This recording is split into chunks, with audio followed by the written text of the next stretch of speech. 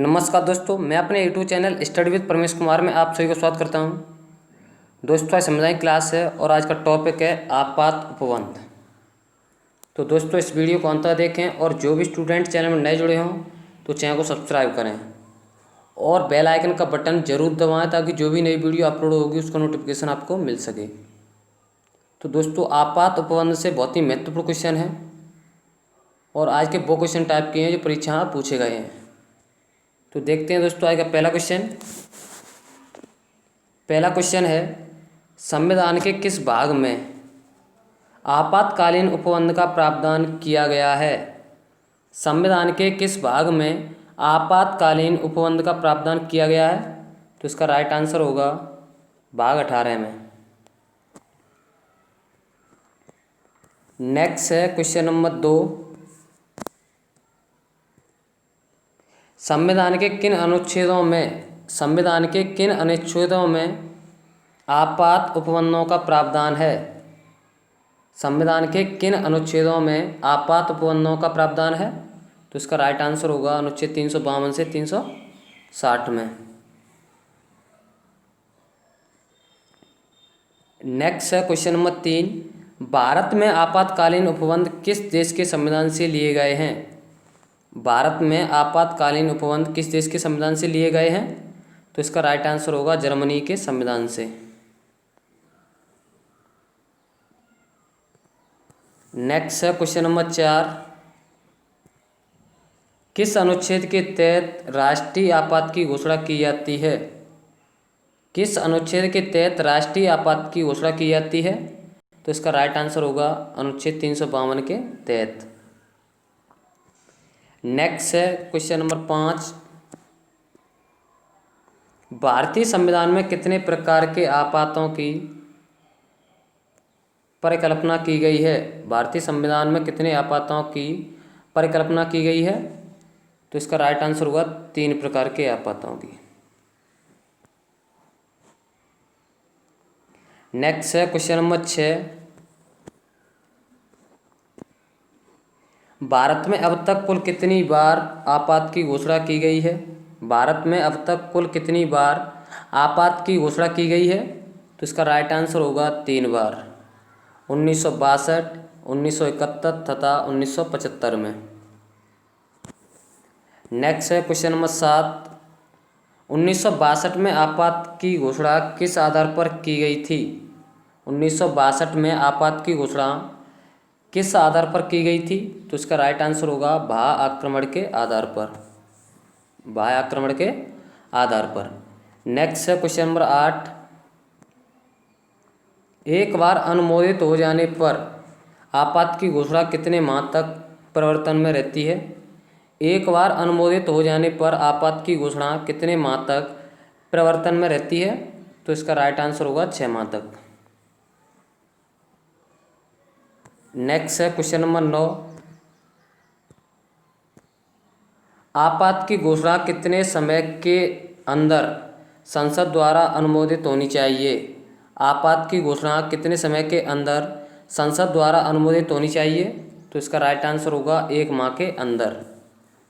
दोस्तों, अगर ये वीडियो को पसंद आए तो लाइक करें और वीडियो को ज़्यादा से ज़्यादा शेयर करें। ओके दोस्तों। नेक्स्ट है क्वेश्चन नंबर 10, राष्ट्रीय आपात की घोषणा कौन कर सकता है? राष्ट्रीय आपात की घोषणा कौन कर सकता है? तो इसका राइट आंसर होगा राष्ट्रपति। नेक्स्ट है क्वेश्चन नंबर 11, किन आधारों पर राष्ट्रीय आपात की घोषणा की जा सकती है? किन आधारों पर राष्ट्रीय आपात की घोषणा की जा सकती है? तो इसका राइट आंसर होगा युद्ध, बाह्याक्रमण तथा आंतरिक अशांति के आधारों पर। नेक्स्ट है क्वेश्चन नंबर 12, किस संविधान संशोधन द्वारा सशस्त्र विद्रोह की जगह आंतरिक अशांति शब्द रखा गया?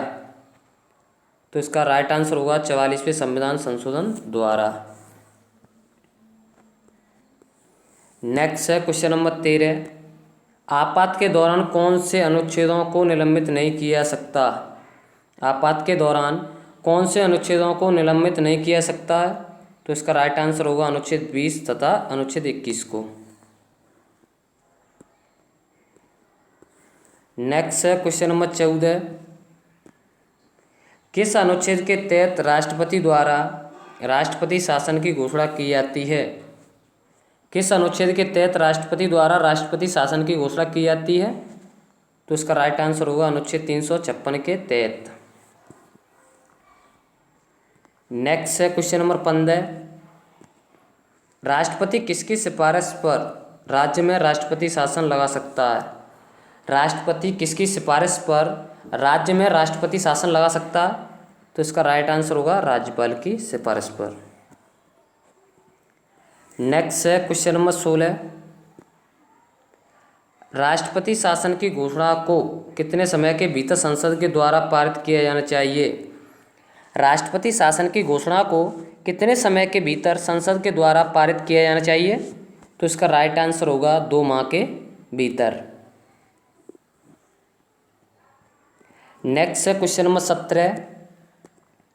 एक बार अनुमोदित राष्ट्रपति शासन कितने दिनों तक प्रवर्तन में रह सकता है? एक बार अनुमोदित राष्ट्रपति शासन कितने दिनों तक प्रवर्तन में रह सकता है? तो इसका राइट आंसर होगा 6 माह के लिए।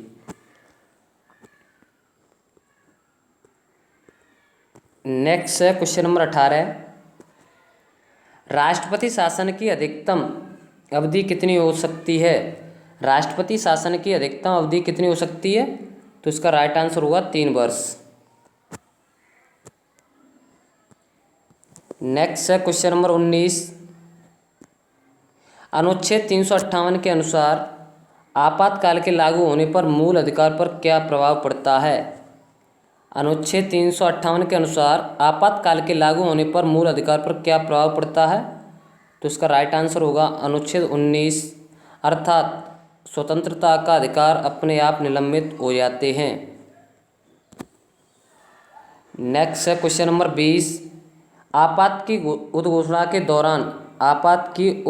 के दौरान किस अनुच्छेद के तहत संसद राज्य सूची के किसी विषय पर कानून बना सकती है? आपात की उद्घोषणा के दौरान किस अनुच्छेद के तहत संसद राज्य सूची के किसी विषय पर कानून बना सकती है? तो इसका राइट आंसर होगा अनुच्छेद 353 तथा 250 के तहत।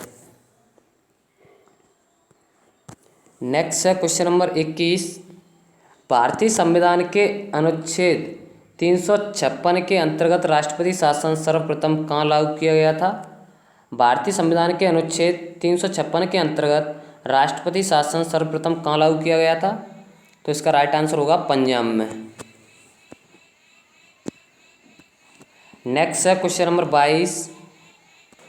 राष्ट्रीय आपातकाल में लोकसभा की अवधि पर क्या प्रभाव पड़ता है? राष्ट्रीय आपातकाल में लोकसभा की अवधि पर क्या प्रभाव पड़ता है? तो इसका राइट आंसर होगा 1 साल तक बढ़ाई जा सकती है। लोकसभा की अवधि 1 साल तक बढ़ाई जा सकती है। नेक्स्ट है क्वेश्चन नंबर 23। किसने कहा था कि राष्ट्रपति का आपातकालीन अधिकार संविधान के साथ धोखा है? तो इसका राइट आंसर होगा हृदयनाथ कुंजरू। नेक्स्ट है क्वेश्चन नंबर 24। आपातकाल में किसी राज्य विधानसभा की अवधि बढ़ाई जा सकती है? आपातकाल में किसी राज्य विधानसभा की अवधि बढ़ाई जा सकती है? तो इसका राइट आंसर होगा संसद द्वारा। लास्ट क्वेश्चन है दोस्तों, क्वेश्चन नंबर 25। भारत में वित्तीय आपातकाल की घोषणा आज तक कितनी बार की गई है? भारत में वित्तीय आपातकाल की घोषणा आज तक कितनी बार की गई है? तो इसका राइट आंसर होगा कभी नहीं। दोस्तों, अगर ये वीडियो आपको पसंद आए तो लाइक करें, वीडियो को ज़्यादा से ज़्यादा शेयर करें और चैनल को सब्सक्राइब करें। धन्यवाद दोस्तों। जय हिंद, जय भारत।